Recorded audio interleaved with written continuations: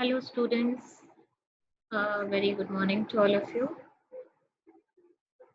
So here I'm going to talk about the fermentation technology topic, scaling up of fermentation process.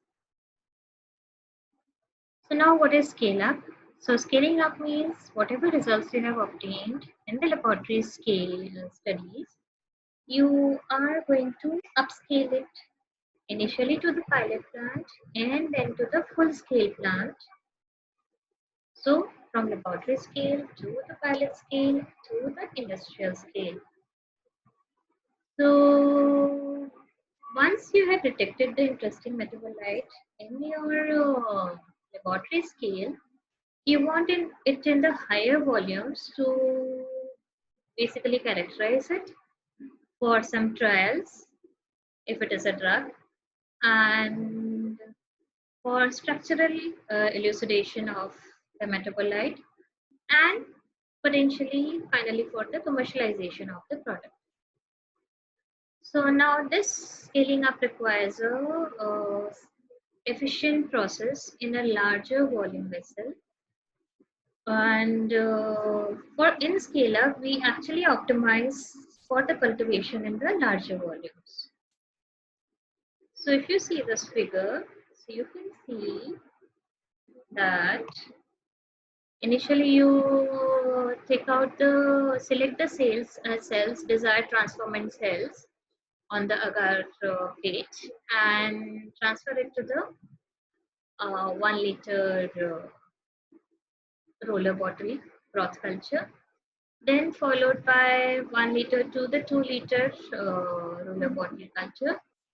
So you can see here the roller shaker having the roller bottles kept at the 37 degree, and then this is then used as an inoculum for transferring it to the 5 liter spinner flask with broad culture of the transformed cells. Then from 5 liter to 10 liters, from 10 to 100 liters, and 100 to 3000 to 10,000 liter tanks. And then finally you process the downstream processing and extract the required product, which is ready for commercialization. Now, what are the variables we need to consider when we change the fermentation scale?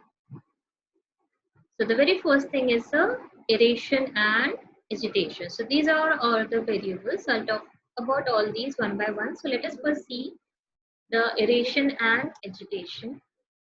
So in the smaller scale, you either use a micro titer plate or the shake flask. So this is a micro titer plate, this is a shake flask. So aeration we basically use for the aerated bioreactors or the fermenters. So where we need the oxygen supply. So oxygen is present in the gaseous phase, just above the liquid, and the transfer is normally by the diffusion. So the diffusion is like from the gaseous phase to the gas liquid interface to the solution. But what if we agitate the surface? We rotate it or we use the shaker. It actually promotes the mixing of the gaseous and the liquid phase. So you can increase the aeration or decrease the aeration by raising or lowering the stirring rate or the agitation rate. Secondly, if you change the liquid volume, for example, if you decrease the liquid volume, agitation would be better and better aeration would be there.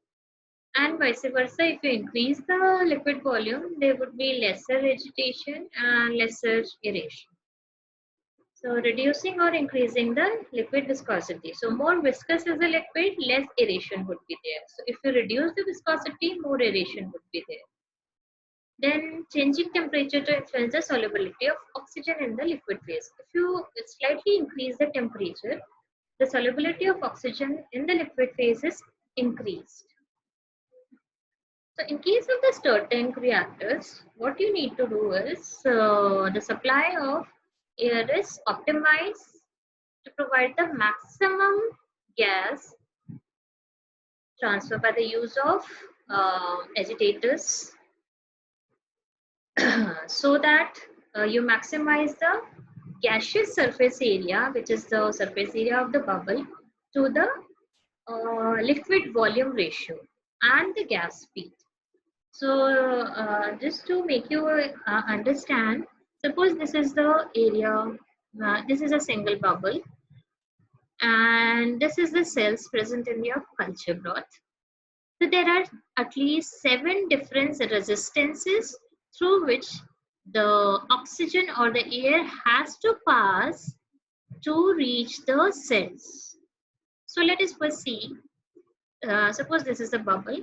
So the first resistance is the gas film itself. The second is the gas and liquid interface. The third is the liquid film resistance at the gas liquid interface. The fourth is a path which the bubble has to follow, or the gas has to follow to reach the cells, which is a liquid path resistance. The fifth is the liquid resistance at the liquid cell interface. This is not the gas interface, this is liquid cell interface. Then you have the sixth one, which is the intercellular or intra-clamp resistance. And the last one is the intracellular resistance. So suppose the site of reaction is here. So the gas has to pass from here to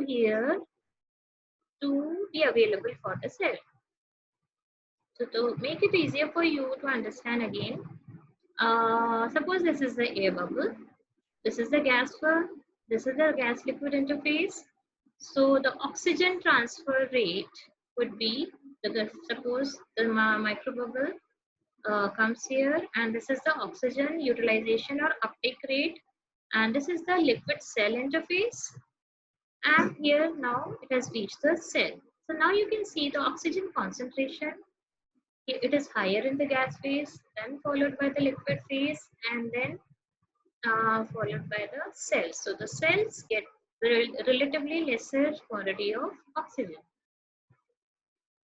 Now, as we have seen the concept of oxygen transfer rate, now let us see what is oxygen transfer rate. So this is actually the rate of transferring of oxygen which is made available from the air bubble to the intracellular or to the cells inside the culture broth. It is usually measured using KL, and this KL is the oxygen transfer coefficient. So as such, the flux is equal to the oxygen transfer coefficient into X, which is the driving force or the concentration gradient of oxygen from the gaseous phase to the intracellular availability. So here the KL is overall transfer coefficient, and if you consider the per unit of area bubble,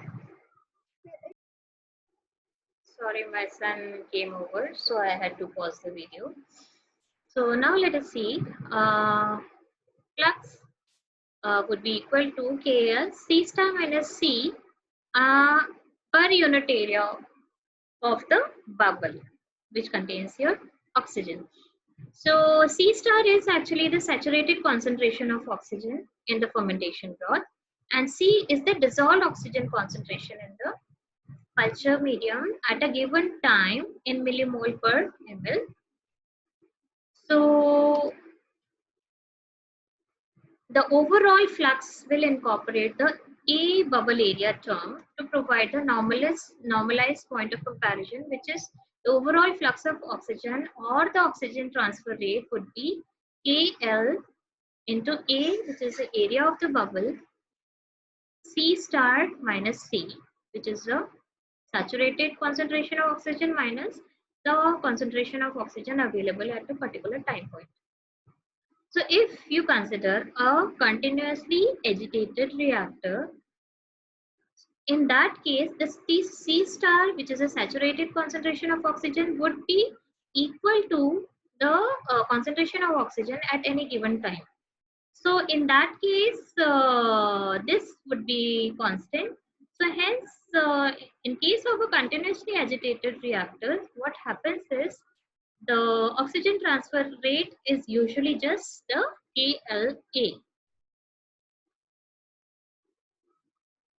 And this OTR concept is useful in comparing different fermentation regimens.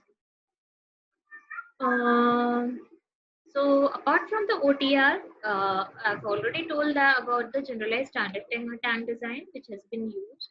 So we have the different dimensions of a standard tank, like small a, capital A, capital B, capital C, capital D, then capital H, small d, which respectively codes for the height from base to the first impeller, then distance between the impellers, then distance between top impeller and the liquid level, then fermenter height to the liquid level, and small d is the diameter of the impeller.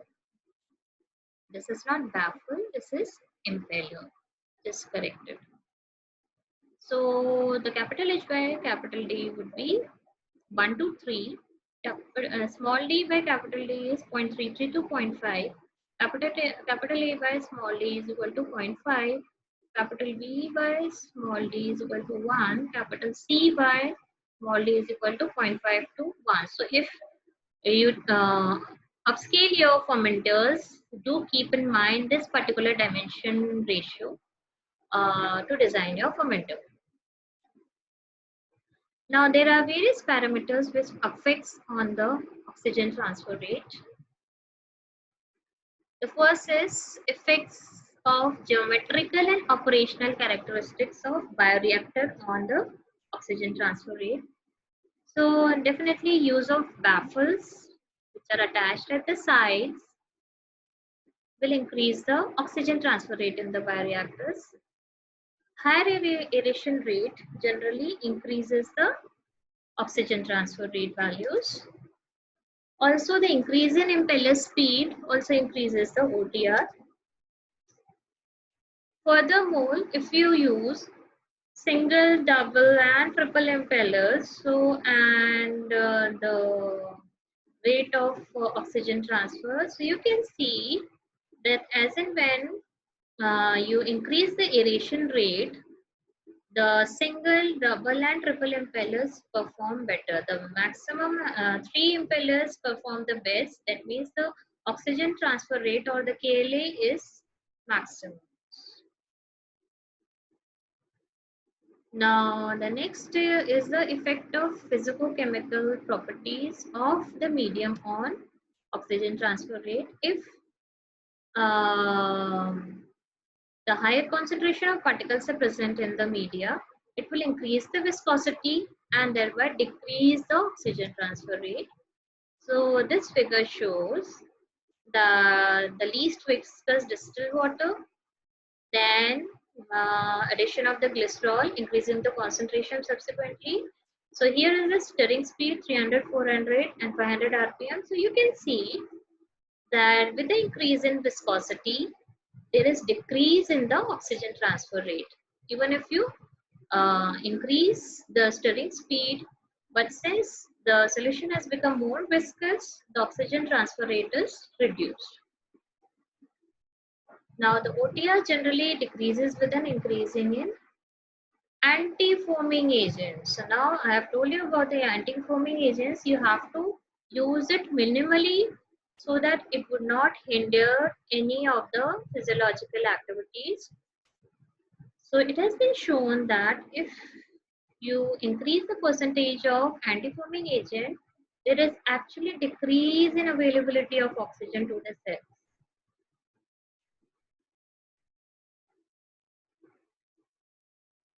So there are certain oxygen vectors, such as oxygen vectors means which capture or hold the oxygen, such as hydrocarbons and perfluorocarbons and oil. So when these are added to the fermentation media, it actually increases the oxygen transfer rate. And oxygen solubility in these compounds is about 15 to 20 times higher than that in water, and these vectors have no toxicity against the cultivated microorganisms. Also, the increase in biomass concentration leads to, as predicted, decrease in the availability of oxygen or oxygen transfer rate. So this first figure shows the oxygen vector use. So, and this one is the different, this one is different solubility. So volumetric fractions of this one, and this one. So you can see as the concentration of oxygen vector is increased, the KLa is increased. Also the increase in biomass. So when there is increase in the biomass, there is a decrease in the oxygen transfer rates.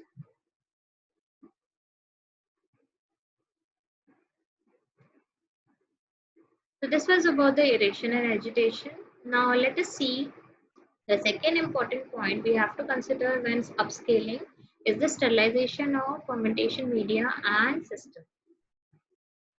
So sterilization I have already taught you. Just to brief you a bit, at lab scale we use the autoclaving 121 degree for 15 to 20 minutes, and the number of sterilization cycle will depend on the medium, uh, on if the medium contains the particulate matter, and or if the that matter could change the viscosity during heating, for example the starches.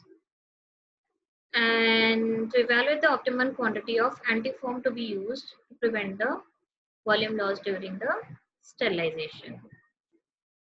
Now comes the chemical degradation. So during sterilization, there is some chemical degradation occurring definitely, which actually changes the pH of the original broth which you use for sterilization. So which may require the adjustment of the pH post sterilization. And some of the heat labile components like antibiotics, they should be filter sterilized rather than exposing them to the heat. So in case of the pilot and the production scale fermentations, we use the live stream injection for the sterilization. And if there is a significant difference among the small and the large scale sterilization, you have to adjust to the longer or shorter cycles and using the controlled heat up and cool down procedures. Now then the next comes the concept of F0 by R0. F0 is a integral of sterilization from 90 degrees Celsius when it is considered that significant heat degradation of components starts to occur. So at 90 degrees Celsius, so the heat degradation starts, and R0 is the integral of sterilization from 120 degrees Celsius, where it is considered that significant biological kill starts to take place. So hence the F0 by R0 for the heat susceptible process is towards the lower side. That means at a lower ratio only, you'll have you set it as the lower towards the lower side. You can't increase the R0, otherwise the media will degrade. So media benefited from heat degradation will have the higher F0 by R0 values. Now let us see the continuous and the batch sterilization. So you do the batch sterilization of media and the fermentation part, the fermenter parts by steam injection. into the fermenter mantle or the interior coils.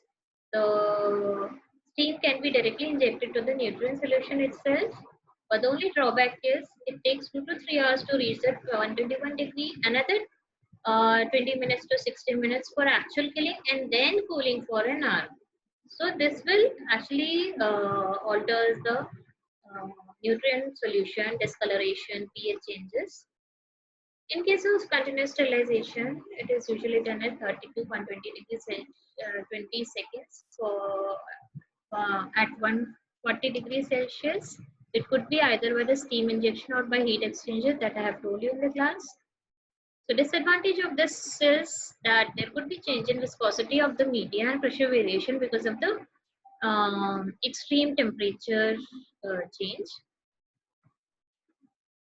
This disadvantage of heat exchangers is some nutrient solution like the insoluble salts of calcium oxalate and calcium phosphate might get deposited in the first heat exchanger, and the particle size in the continuous one should be restricted to 1 to 2 mm. Now, the points to be considered during effective sterilization of the media is the sterilization time relates to the slowest to heat part of the fermenter. That means you have to consider the slowest to heat part. For example, if it is a fermenter vessel itself, it takes a lot of time to heat up. So you have to make it a point that the fermenter vessel temperature reaches 121 degrees Celsius, and then you start calculating the time.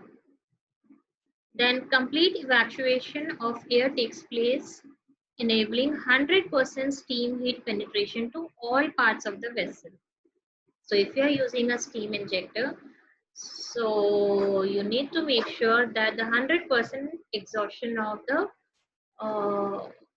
air takes place so that all the parts are sterilized, and there should be no breach of the sterile barrier during heating up or cool down. Otherwise, that might lead to the contamination. The next is efficient systems for sterilizing air filters exist. So there are systems which help in the sterilization of the air filters, so which permits them to dry at higher temperatures prior to the vessel cool down, and there should be no holes or cracks in the vessel interior or exterior which might cause contamination, and there should be no pockets within the vessel which is inaccessible to the sterile air, which might compromise your fermentation process. Now let us see the sterilization of the fermentation air. So the fermenter works with the aeration rate of 0.5 to 1 volume of air by volume of liquid per minute.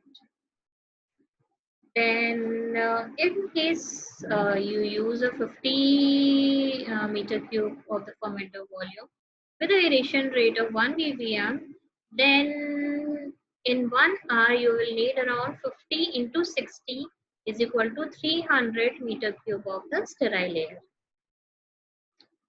So the methods of air sterilization is most commonly the filtration and heat. Sometimes we can use the gas injections. It is a ozone-based sterilization of the air. Gas scrubbing, where the gas needs to pass through the miniature either solid-based filter or the liquid-based filter, so that the gas is scrubbed against the these filters, and the outlet will have a sterile gas. Also, UV radiation might be used, but it is not feasible at the industrial level. So at industrial level, we prefer using the filtration and heat. So the types of depth filters are glass wool filters. This is a familiar slide for you because I have already told you about this. But the disadvantage is it shrinks and solidifies during the steam sterilization. Then comes the glass fiber cartridge filters. There's no problem of shrinking in them or solidifying. And then comes the more advanced one, which is a pleated membrane cartridge filters. The advantage is it is substantially smaller and the cartridges can be replaced with ease. And they are made up of cellulose ester, polysulfone or nylon. The disadvantage of all these filters is it is not able to stop the bacteriophage contamination. So this is an example of the pleated membrane filter from inside, and this is the supporting cartridge.